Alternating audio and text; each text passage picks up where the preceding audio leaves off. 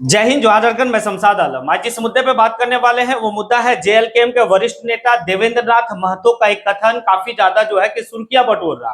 और वो कथन ये है कि लटकाया जा रहा है, अटकाया जा रहा है और भटकाया जा रहा है।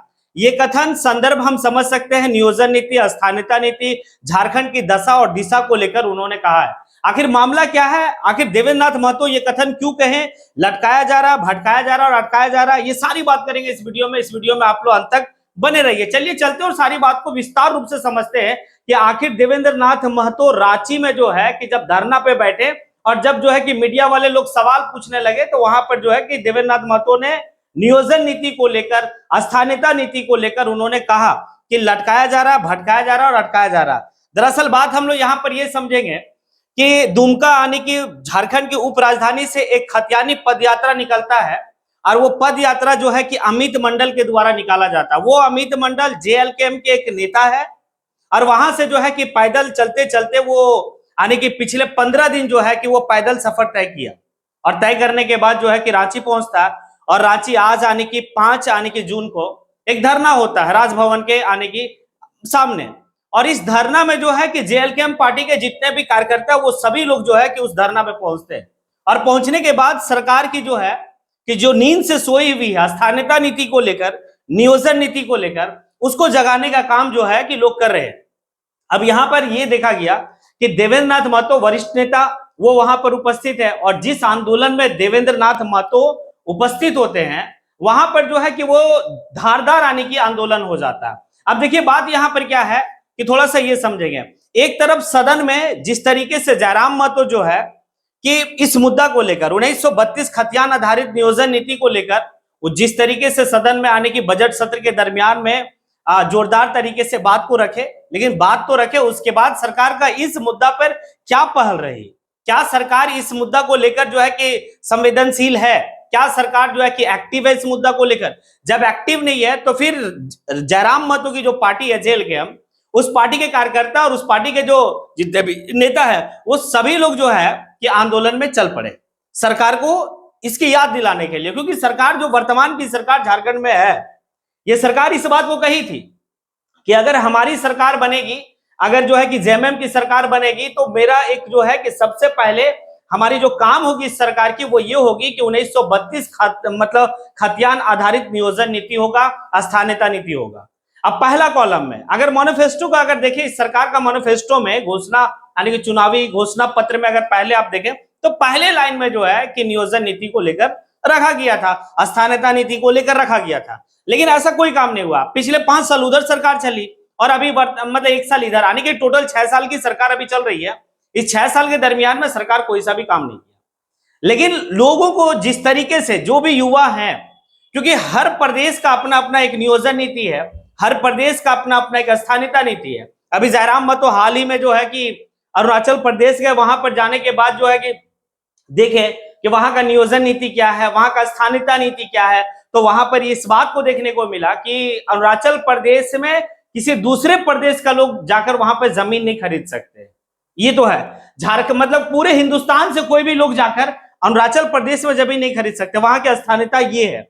दूसरा है कि 80 और 20 का फॉर्मूला है नियोजन नीति को, यानी कि अगर 100 वैकेंसी है वहां की सरकार का, अरुणाचल प्रदेश की सरकार का, तो 80 सीट जो है कि अरुणाचल प्रदेश के जो स्थानीय लोग हैं उनको वो सीट दिया जाएगा और 20 जो है कि अदर पूरे हिंदुस्तान के लिए। लेकिन झारखंड में ऐसा नहीं है। झारखंड में पता है क्या, झारखंड में मतलब झारखंडियों से ज्यादा जो है सीट जो है कि बाहरियों को बांट दिया जा रहा। आखिर छात्र अगर ये संघर्ष कर रहे हैं, छात्र पढ़ रहे हैं, अब जो है कि ग्रुप डी, ग्रुप सी की अगर बात करें वहां भी जो है कि झारखंड का स्थानीय युवाओं को जगह नहीं दिया जा रहा। तो अगर हमारा नियोजन नीति नहीं रहेगा तो फिर जगह कहां मिलेगा? सभी लोग आके बाहर से जो है कि एग्जाम देते हैं और एग्जाम में देने के बाद जो है चाहे कोई सा भी फील्ड हो, उस फील्ड में अगर बाहरी प्रदेश के लोग जो है कि क्या है कि भाई वहां पर अपना कब्जा जमा के है, सारी सीट जो है कि वहां चली जा रही है। हमारे लोग के पास क्या है कि हमारे लोग जो है कि वहां पर नहीं बैठ पा रहे। तो इस बात को लेकर थोड़ा सा तो लोगों में आक्रोश है। अब इस आक्रोश को लेकर जो है कि एक काफी बृहद पैमाने पर चला और लोग जो है कि राजभवन का घेराव किए, राजभवन में गए, जाने के बाद जो धरना दिए। अब इस दरमियान में जो 15 दिन अमित मंडल JLKM पार्टी के जो है कि नेता वहां से चलते चलते हर विधानसभा को टच किए। इस दरमियान में जितने भी विधानसभा उनके आने की टच में आए, सभी विधानसभा के जितने भी JLKM का जो भी लीडर थे वो सभी लीडर उनका समर्थन में आए, और आने के बाद अंततः 5 जून को जो है कि वहां पर हुआ। सभी लोग आक्रोश में हैं।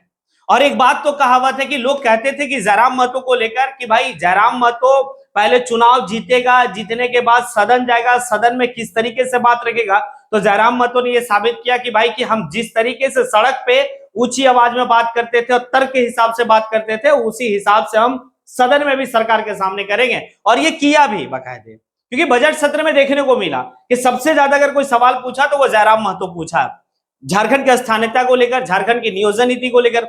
आगे भी आप यहां पर देखिए कि जब वहां पर बात हो गई तो कुछ एक्सपर्ट लोग का कहना यह था, जो राजनीति विशेषज्ञ लोग थे वो ये कह रहे थे कि सदन में तो सरकार से सवाल पूछा, मंत्री से सवाल पूछा, क्या अब इनके सवाल जो पूछे गए हैं सरकार उस सवाल को लेकर कितना गंभीर है? अगर गंभीर नहीं है तो फिर सवाल पूछना जो है बेकार है।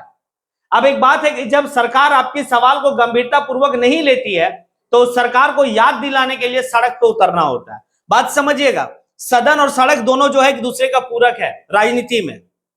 यहां पर इसी चीज को देखा गया कि जब जयराम महतो जो है कि सदन में बात को मजबूत तरीके से रखे, तो जयराम महतो की पार्टी का जो है कि लोग खुद भी जो है कि सड़क पे उतर के सरकार को याद दिलाया कि आपकी नियोजन नीति क्या होगी, आपका स्थानीयता नीति क्या होगी। तो ये जो है कि आज के समय में जो भी युवा है वो चाह रहे कि भाई कि झारखंड में एक अपना नियोजन नीति हो, एक अपना स्थानीयता नीति हो। इसके लिए अगर हमें संघर्ष करना पड़े, इसके लिए हमें धरना बैठना पड़े, इसके लिए हमें पद यात्रा करना पड़े, हम करेंगे, लेकिन हमें नियोजन नीति चाहिए। आखिर झारखंड के लोग पढ़ेंगे और उनको जो है कि यहां पर उनकी हक ही नहीं मिलेगी तो फिर क्या फायदा होगा? इसके लिए तो लड़ाई लड़नी होगी। और ये लड़ाई जो है कि आज वर्तमान समय में कोई पार्टी लड़ रही है तो वो JLKM है, जो जयराम महतो की पार्टी है, और बेहतर तरीके से लड़ रही है और लड़ना भी चाहिए। अब आगे इसमें थोड़ा सा और समझिए कि आने वाले वक्त में जो कि मानसून सत्र होने वाला है। देखिए साल में 3 सत्र होता है। एक सत्र तो आपका जो है कि बजट सत्र है। उस बजट सत्र में जयराम महतो ने साबित कर दिया कि किस तरीके से बात को रखना।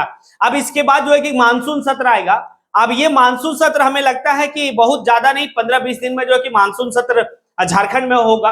अब इस मानसून सत्र के दरमियान में जयराम महतो इस मुद्दा को किस तरीके से उठाते हैं ये भी देखना बड़ा दिलचस्प रहेगा, क्योंकि सदन में जो है कि आवाज जयराम महतो 1932 को लेकर, नियोजन नीति को लेकर फिर से जो है अपनी आवाज को बुलंद करेंगे। और क्या लगता है कि जयराम महतो जो अरुणाचल प्रदेश गए और वहां जाने के बाद मतलब 80 और 20 का जो फॉर्मूला था, उस फॉर्मूला को लेकर मानसून सत्र में अपनी बात को रखेंगे? क्योंकि यहां की सरकार में एक बात चल रही थी मतलब 60 और 40 की फॉर्मूला, और इस बात को झारखंड के जितने भी युवा वर्ग के लोग हैं सब खारिज कर दिए कि 60-40 नहीं चलतो। 60-40 नहीं चलतो का मतलब है कि भाई 60 जो है कि झारखंड के लोग रहेंगे और 40 बाहर के लोग रहेंगे। लेकिन इस तरह से कोई अन्य प्रदेश में नहीं है। हर प्रदेश में या तो 90-10 की फॉर्मूला है या तो जो है कि 80-20 की फॉर्मूला। अब क्या इस मानसून सत्र में 80-20 की फॉर्मूला पर सहमति बनकर क्या हमारी नियोजन नीति जो है कि इस बार बन जाएगी?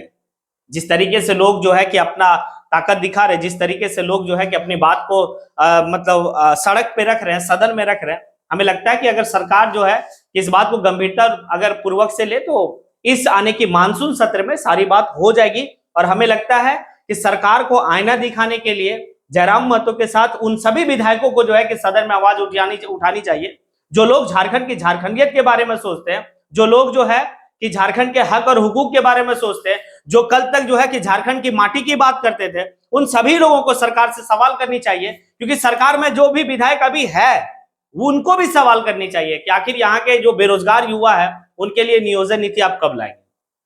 और हमें पूरा पूर्ण भरोसा है कि इस मानसून सत्र में जो है कि लगभग हमें लगता है कि इस बार झारखंड को नियोजन नीति का फॉर्मूला मिल जाएगा और स्थानीयता नीति की फॉर्मूला मिल जाएगा। अब यहाँ पर जो है कि देवेंद्र नाथ महतो इस बात को जो कहे कि लटकाया भटकाया और अटकाया जा रहा है, दैट मीन्स यहाँ पर इसी स्थानीयता नीति को लेकर, क्योंकि लटकाया जा रहा है किस तरीके से। एक तरफ हेमंत सोरेन कहता है कि भाई कि हम सदन में पास कर दिए, पास करने के बाद जो है कि हम भेज दिए, और फिर भटकाया जा रहा। अब देखिए इन लोग इसी तरीके से भटका भी रहा और अंत में जो है अटका दिया है।